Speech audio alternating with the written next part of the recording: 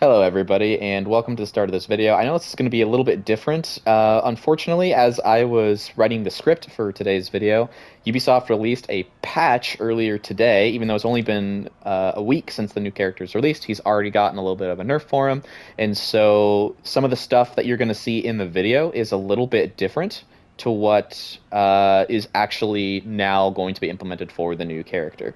So the only real change that they made to this guy was his ganking ability. I know it's kind of ironic that he's considered a ganker and they nerfed his ganking ability, but that's just, it is what it is. So all that they took was his neutral bash. This move used to do two things. It used to have a bit of a pin mechanic, which is no longer really exists. It just acts like a neutral bash and pushes them back actually quite far, so it's going to make it a little more difficult for your teammates to be able to hit your opponent, although potential ledging with this because of the far pushback may be a thing now. Additionally, the big notice there as well is that it no longer deals direct damage. It used to deal 10 direct damage. It no longer does that. Instead, it acts like a normal neutral bash and just guarantees a follow-up light. So, and this time it only does 9 damage as well. So that's, again, really only the change. But again, all of the clips that you'll see in today's video were recorded before this patch went live. So some of the things you're going to see in the video today are not going to be accurate any longer, so just wanted to give you all a heads up. Thanks so much for watching, and enjoy the rest of the video. And I feel like I sense an issue here. Pro sense a disturbance in the force. Guys, everyone point and laugh at the warlord who doesn't have $8 to play the new hero.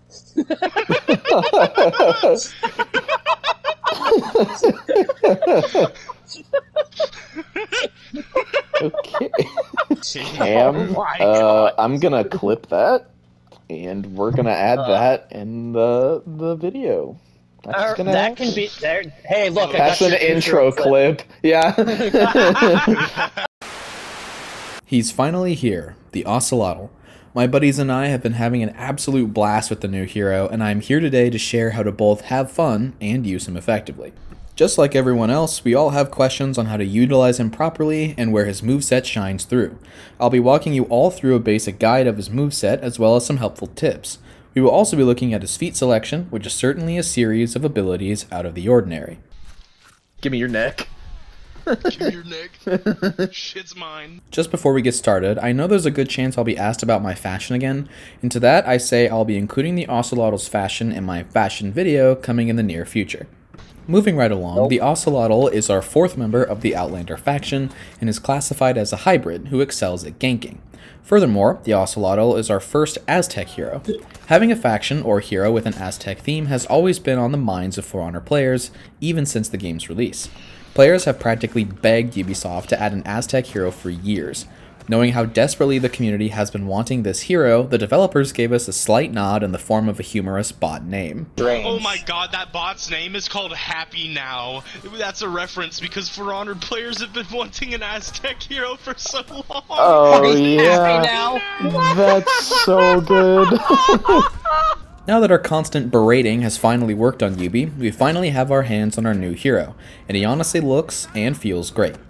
Now it's true that many, myself included, were a little disappointed that he didn't add any new mechanic to the game. Even with his serrated club and spear, he only has one attack that adds a bleeding effect, and it's a very niche move at that. Even so, the Ocelotl is a strong hero and worthy of a guide. The base of his kit is a simple idea, but much more complex when actually implemented. Your entire offense comes off the mechanic of an infinite combo. While we certainly have many other heroes with infinite combos, the Ocelotl's combo is a bit more potent. Normally, characters such as Berserker, Shaolin, and Medjai must continue to alternate between light and heavy attacks to keep their chain going.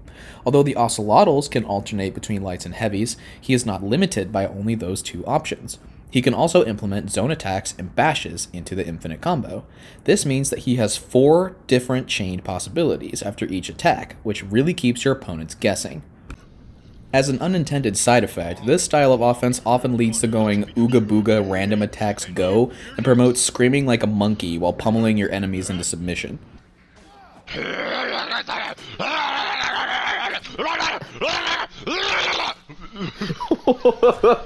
Jeez. That's might the do it only way soon. to play Ocelotl. Scream like your ancestors commanded it. Ocelotl's infinite chain also follows the rule where if you use 2 of the same attack consecutively, your chain will end.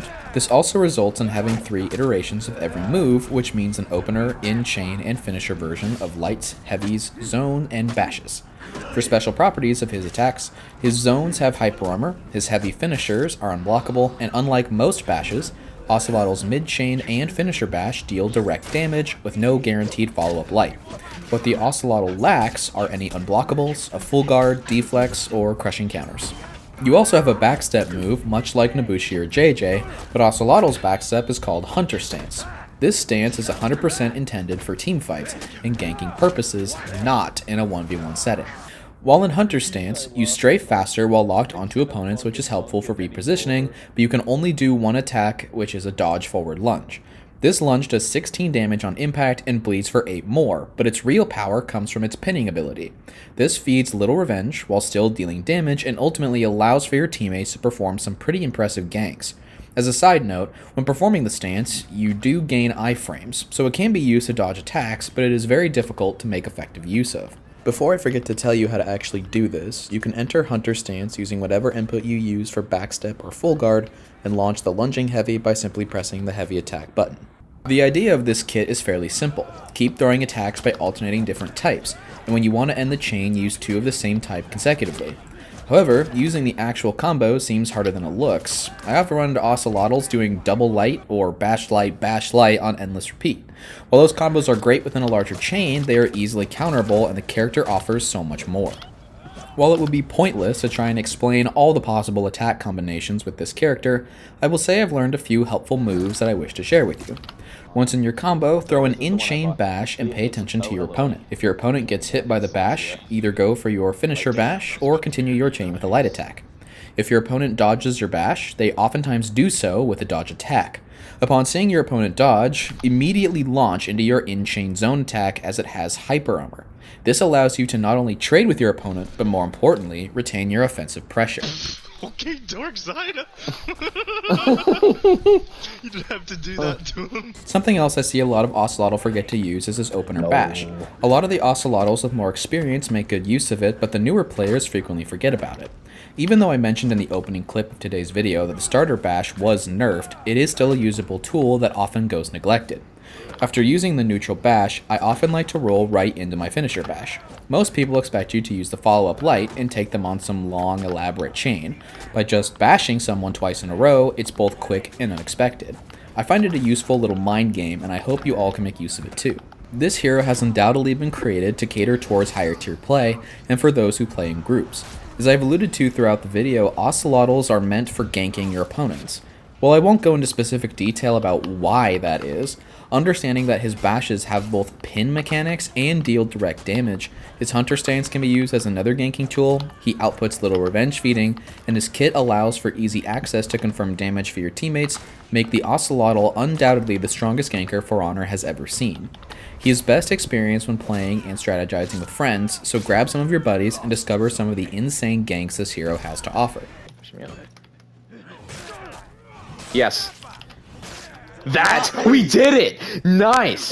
That was it. Insane. The last part of the Ocelotl are his unique feats, and these have caused quite the stir, especially his tier 1 feat. His tier 1 is called Huntsman's Spirit, and was labeled by some of the player base as borderline game-breaking. When you die and are not executed, you will enter Spirit form. In this form, you are completely invisible to the enemy and can run around the map at increased speeds. You also regenerate health very slowly over time. After a short time, the game will allow you to respawn, and you will then appear in the exact spot you are standing with the health you acquired while in spirit form. Initially, it might seem odd why you would choose to spawn this way, because the health regen is so low that waiting for full health could take forever, and spawning in with less than full health seems like you are actively choosing to handicap yourself. However, don't forget that the power of this feat wraps up into who the Ocelotl is at heart, which is a ganker. Say you die on a point in a 2v2, but your teammate is still fighting the enemies off. Within seconds, you are back in the fight and able to aid your teammate. If your teammate killed one of them, then being able to cut through the respawn screen and instantly be back on the point means certain death for that opponent, as they are about to be ganked to high hell.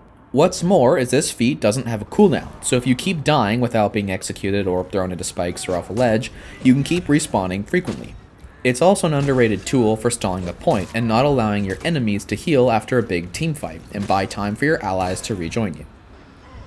Although this feat is very good, it does have a few drawbacks. For one, as I mentioned earlier, the health regen is infuriatingly slow, and there is no option to just respawn normally back at base for full health.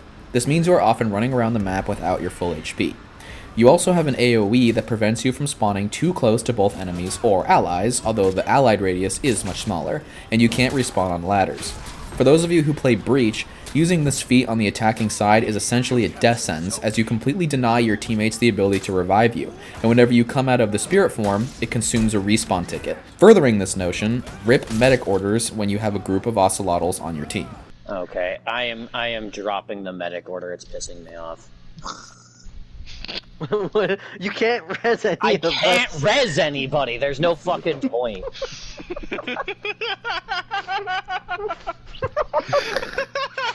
I'm so sorry. As for his tier 2, this feat is called Vengeful Mark and is a little different from the conventional feat because you personally don't reap any benefits for it, but your teammates do. When someone kills you, they become marked and visible through walls across the map for 15 seconds, and during this time your killer suffers a 20% defense debuff. This feat certainly falls in line with the Ocelotl's character thriving in teamfight scenarios. His tier 3 feat, called Quetzalcoatl's Blessing, is like an alternate version of Bloodlust. Upon hero kill, you gain a temporary damage buff as well as a movement speed buff. Solid, but nothing game breaking.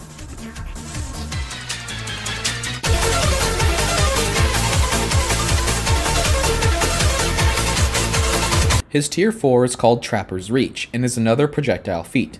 The Ocelotl throws his spear at a singular target and reels them back in with a rope that is attached to the spear.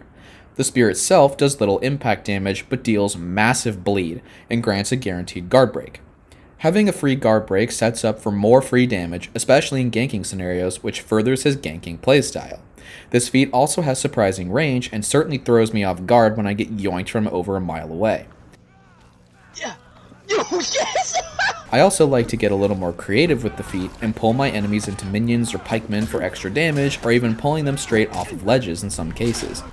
You can also throw your opponents with your free guard break, but the throw distance after using this feat is insanely short, so be mindful of your positioning. For his other feat options, his tier 1s are Tireless and Iron Lungs, tier 2s are Executioner's Respite and Bear Trap, tier 3s are Protected Revive and Second Wind, and his tier 4s are Regenerate and Stalwart Banner. As for my preferred loadout, I run Tireless to help with his oppressive and aggressive combo stream, Executioner's Respite for the extra health to stay in the fight longer, his unique Blessing, and Trapper's Reach.